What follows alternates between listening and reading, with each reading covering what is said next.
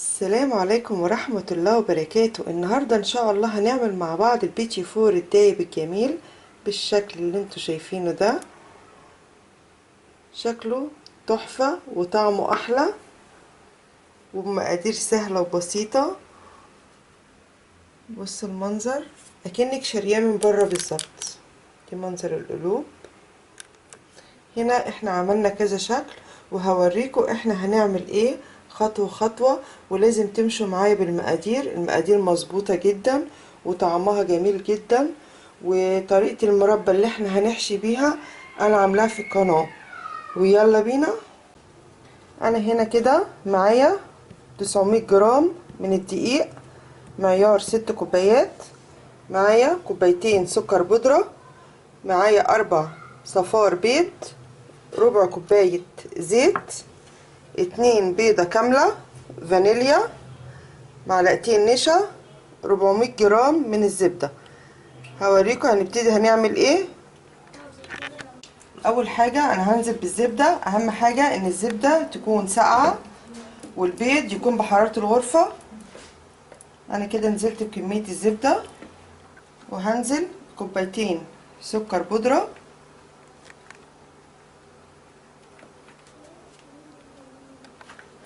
وهضرب الخليط كويس جدا مع بعض. هضرب الزبدة كويس جدا مع السكر. هضرب الزبدة كويس بالشكل دوت. بس هعمل ايه، هنزل بربع كوباية الزيت اللي انا قلتلكوا عليها، وهبتدي اضرب الخليط لحد ما يبقى كريمي معايا. هضربه وهرجع له. كده انا ضربت الزبدة لحد ما فتحت معانا وبقت كريمي بالشكل دوت. هنزل باربع صفارات البيض بالطريقة دي، وهضرب الخليط لحد ما البيض يختفي في الزبدة بالشكل ده كده.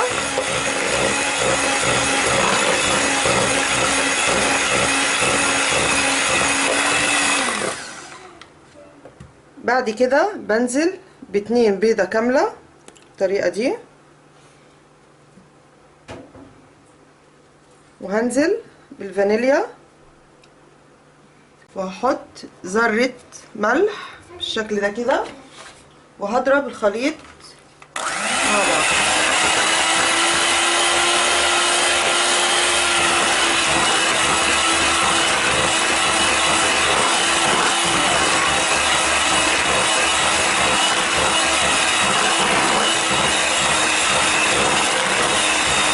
هكمل ضرب الخليط كويس بالشكل اللي احنا شايفينه دوت لحد ما بيتضاعف حجمه، وهرجع له. انا كده ضربته بقى معانا بالشكل دوت. طبعا انا هنا كده مش هستعمل المضرب تاني، انا هستعمل ايدي. هحط معلقتين النشا بالشكل ده،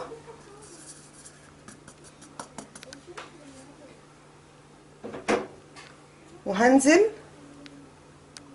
ب6 كوبايات دقيق اللي هما 900 جرام ممسوحين بالطريقة دي كده. ادي اول واحدة، التانية،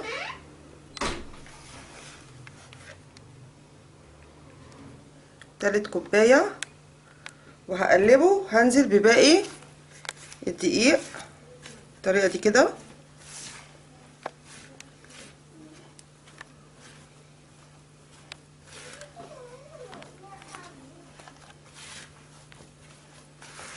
طعمه بيبقى في منتهى الجمال وهيعجبكم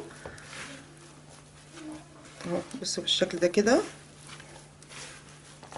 وهوريكم قوامها هيبقى عامل ازاي. انا هنا طبعا مش عايزاها تقيله عشان انا هعملها بالكيس الحلواني. لو هتعملوها بالمكنه بتزودوا شويه دقيق بالشكل كده. هنزل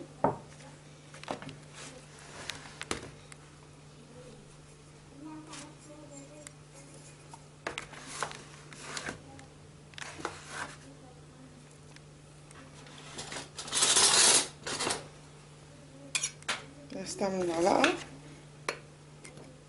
حطيت 3، ادي كده الرابعة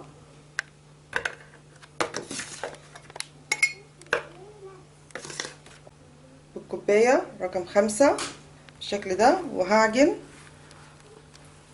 اقلب كده بالطريقة دي.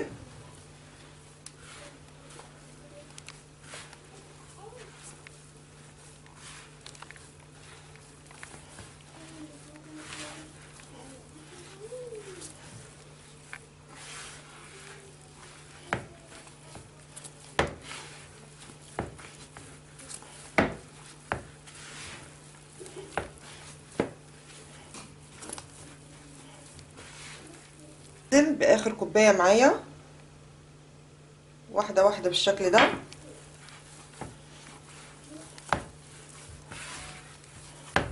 بس انا هنا اتفضل معايا حبة صغيرين عشان انا عايزاها بالشكل ده كده. بصوا بصوا عاملة ازاي، ما بتلزقش خالص في الايد. هبتدي ان انا اشكلها معاكم. وهنا كده اول شكل هوريكم معاكم.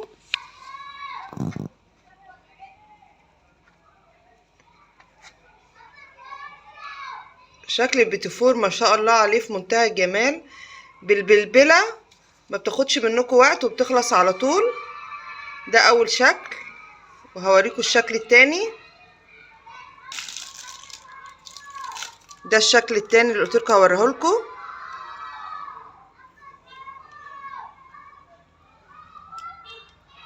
بص المنظر.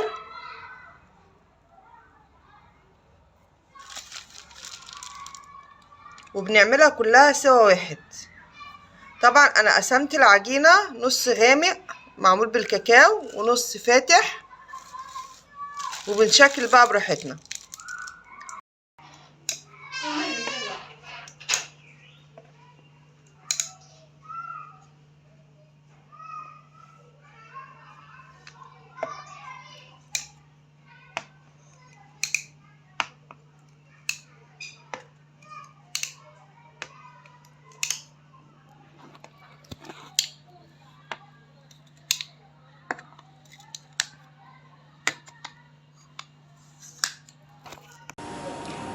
انا كده عملت كذا شكل من البيتيفور، هدخله الفرن وهوريهولكم.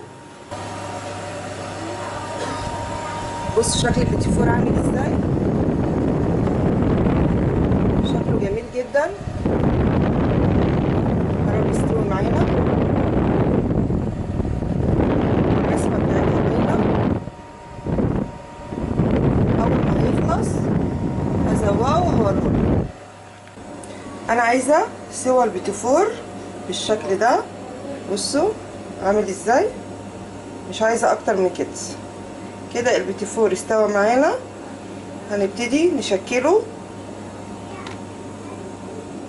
مع بعض. هنا كده منظر البيتيفور بعد ما خلصناه ولزقناه بالشكل دوت بالمربى. هنبتدي نعمله بالشوكولاتة. طبعا احنا بنعمل الشوكولاتة على بخار مية من غير اي مواد تانية. اهم حاجة ان هي ما يجيش عليها نقطة مية. بصوا شكل البيتيفور عامل ازاي، شكله جميل جدا.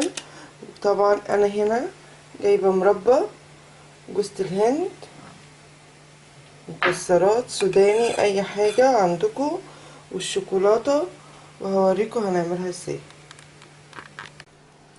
انا كده عملت الشوكولاته، سيحتها على بخار ميه بالشكل دوت. هبتدي ان انا هزوقها معاكم. احط كده، بصوا بالشكل ده كده.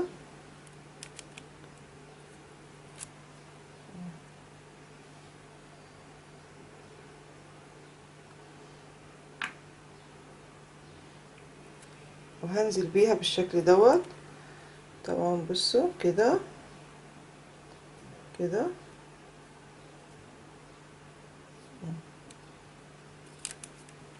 بصوا بالمنظر ده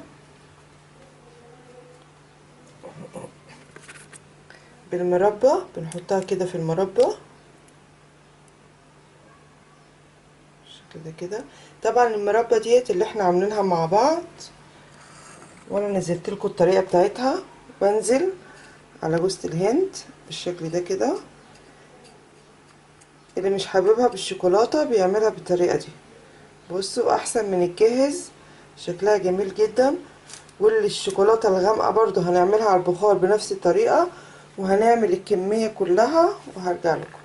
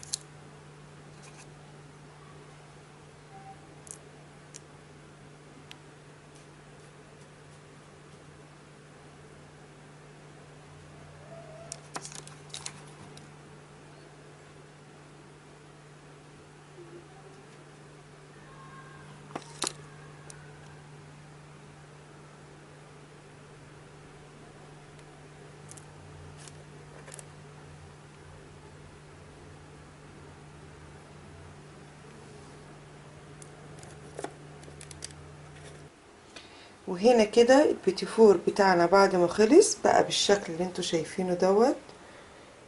شكله جميل جدا وطعمه في منتهى الجمال، وحاجة انت عاملاها في بيتك ومش مكلفة. يا رب لو عجبكم الفيديو ما تنسوش تشتركوا في القناة وتفعلوا زر الجرس عشان يوصلكم كل جديد. معاكم منوعات من نهوبة، والسلام عليكم ورحمة الله وبركاته.